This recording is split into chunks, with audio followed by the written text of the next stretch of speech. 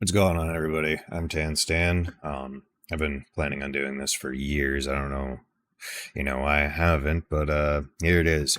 My goal is to teach you how to make electronic music using Ableton. I use Ableton and Serum. Pretty much big two things you need. Everything I intend to show you today can be done using likely live intro. Can be done using live intro, and then obviously live standard or suite just gives you more things to play with. You really can get away with just live 12 intro doing the methods that I'm going to show you today.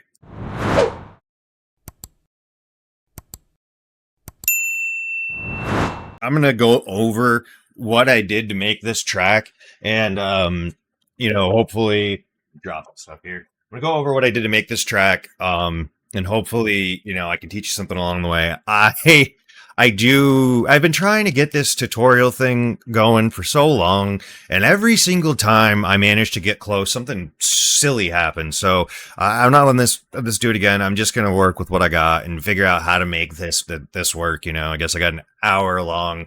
I've got an hour's worth of video already that I got to go through now, and I'm gonna have a bunch of video to go through with this, I guess, probably. So whatever, without anything else, let's get to it. In order to produce, you need a DAW like Ableton. This is what I use. You can use other ones, Fruity Loops, Logic, Reason, whatever you use. My video is just not gonna help you. I also use Splice Sounds. So what I'm gonna say is Splice Sounds. It's sick. It's like $12.99 a month. You're gonna want that. So anyways, first things first, what I did is I looked for a synth that I liked. I didn't really do a lot of mixing, but I kind of decided that I wanted to go F minor. I don't know. I just decided F minor. So what I did is I went in to Splice over here on the side, and basically, just to start out, I decided, let's go with the pad. So I went through here, scrolled through, blah blah blah blah blah, and then I found a pad that I liked. I can't find this one again, but long story short, in order to add these in, you literally just click and drag. If you drag it to a channel that's already there, it's going to put it on that channel. But if you drag it to a channel that's not already there, it's going to make a new audio channel. It's like plain and simple.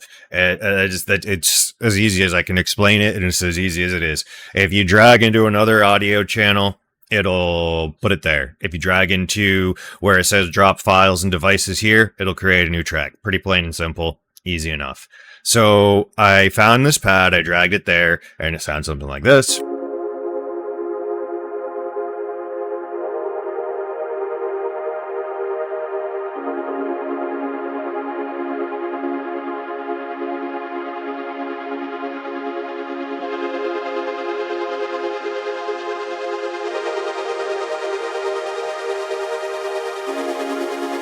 So, cool enough. And then you need, obviously, drums. So, you go, whatever, instruments, drums, view all, and then, find whatever you're looking for.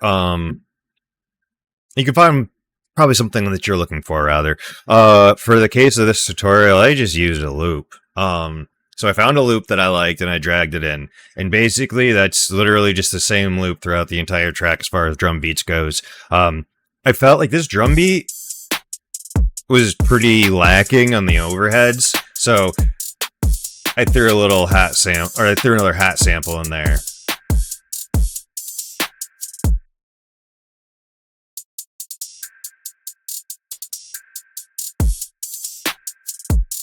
So it kind of just adds a little beefiness. And then at the end of each measure, I added, these little fills, which, so in order to find the hat samples that I was looking for, I just typed in hats up at the top, and then boom, gave me all the hat loops that I could look for. So I just found one I liked, put the hat loop onto the drum beat, kind of just copied them together. Same thing for like the fills. I just looked for fills that I liked. I'm not going to use this. I'm going to just move this over to the side here because I'm going to bring it back. But like, say, for example, I want to use that one. I would just, drag this into my fill thing. Anyways, but I'm not going to use that. I'm going to use the one that I had.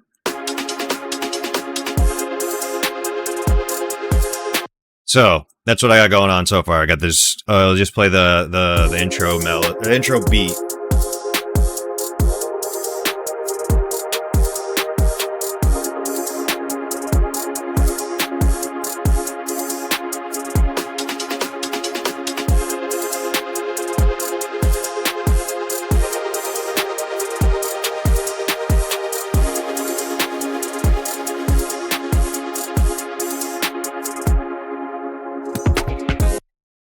So now I knew or where I wanted to go with this.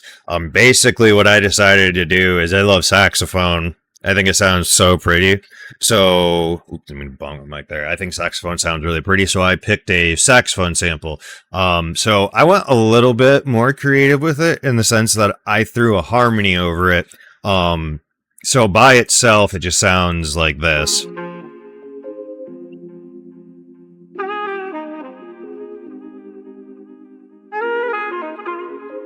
So that was the sample I decided would sound really nice with the track.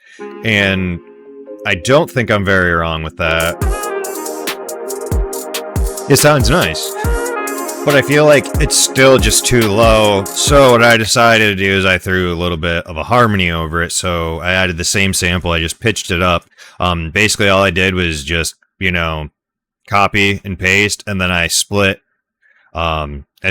the audio track here, which is easy enough to do. You just copy and paste. I'm just going to drag this to different channels to show you real quick. But you just hit Control E on the spots you want to split, and then it gives me each one of these things as its own audio track. And then I was when you double click it, or I guess you just have to click it once, but anyways, you get to this menu and then you're able to change the pitches of the track and whatnot. But just make sure that your sample is always on complex. I'm gonna have to add that to the beginning of the video. Yeah, make sure your samples are set to complex and or complex pro, and make sure your warp is turned on, and make sure the BPM is the BPM you want. If you have warp turned off, for example, which you're gonna want to, like I said, make sure warp's turned on. If you turn it off, it basically, whatever BPM the sample is at, it's going to be at that BPM. Whereas if you turn warp on, it will basically take that sample and immediately turn it to your BPM that you want. So that's, just it should automatically be warped when you load it in. But if not, make sure to hit warp. And it'll keep your BPMs lined up. I guess long story short, if you put in this is at 120 BPM, I put this sample in my track and it changed it to 140 BPM, so it fit. Basically, that's what's going on there. But anyways, so now what we got going on is this. Oh no.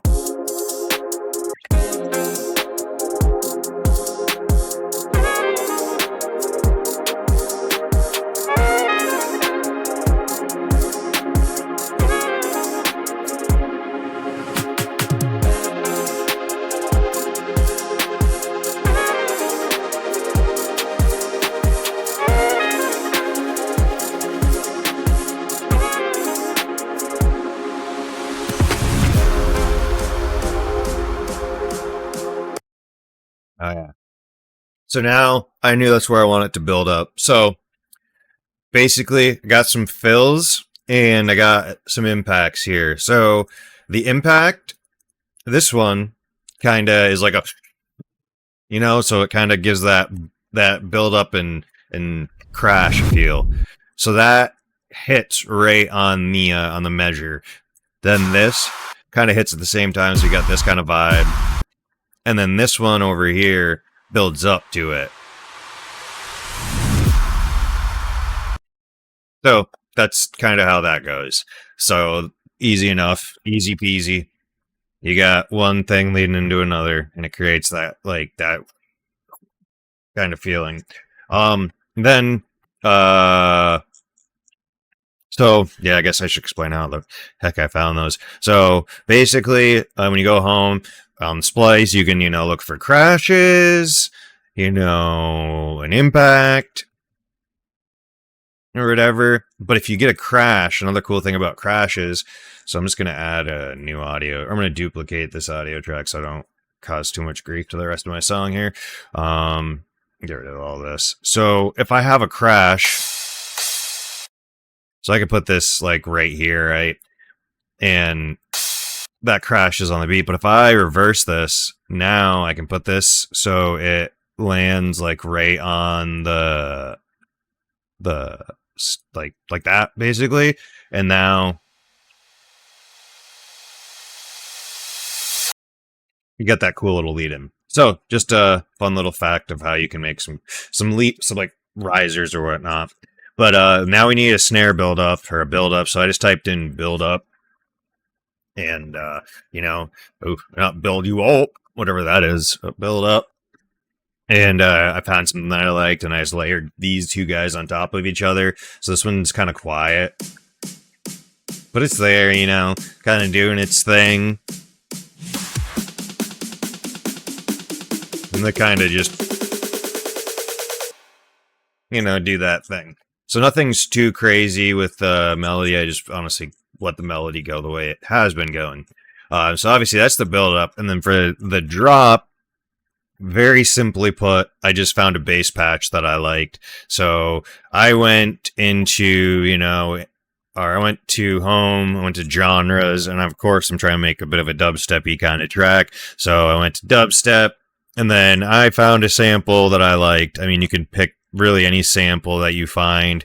Say, I know this is very rhythmy, and it's not a sample that I'm going to use, but the gist of it is when you have a sample, you can, use it as is, or, if I want to do something where I'm changing the rhythm of the sample, I can, throw in different, I can copy and paste the sample, or I can, do that, or I can, maybe do one of these things.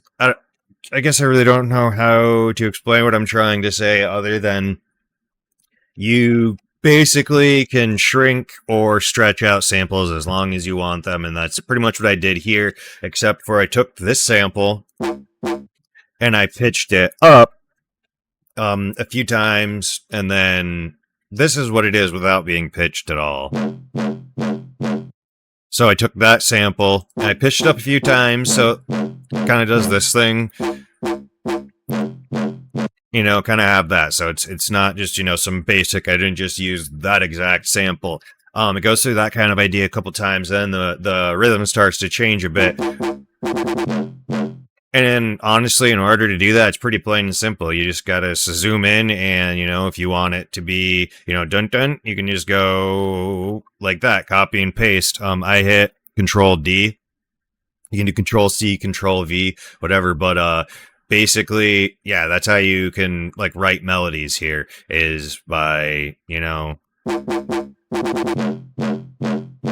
adding the sample and shrinking it and shortening it to your desired pitch. This sample really I didn't have a lot of bass, so I needed an 808. In order to program an 808, what I did is I brought my 808 kind of up near brought it up to my drum sample. And what I did is found an 808 I liked, and then I put the 808 on the first kick, so I could tell this was the kick because that's how drum loops start.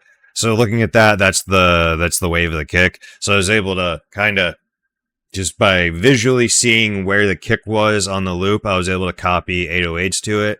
So what I did is I put an 808 on each kick, and then I pitched it accordingly to how it felt like the bass patch down below was going. So it ended up sounding something like this.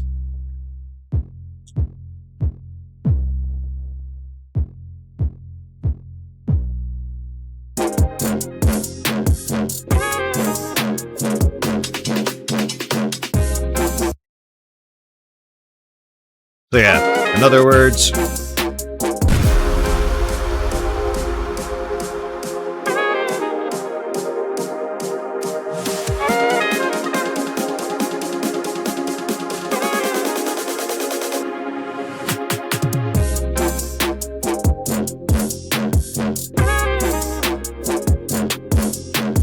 Gotta pull that out of here. Gotta pull that out of there because it's got the yeah, that just doesn't sound good because the kick or the sub's cut out of there.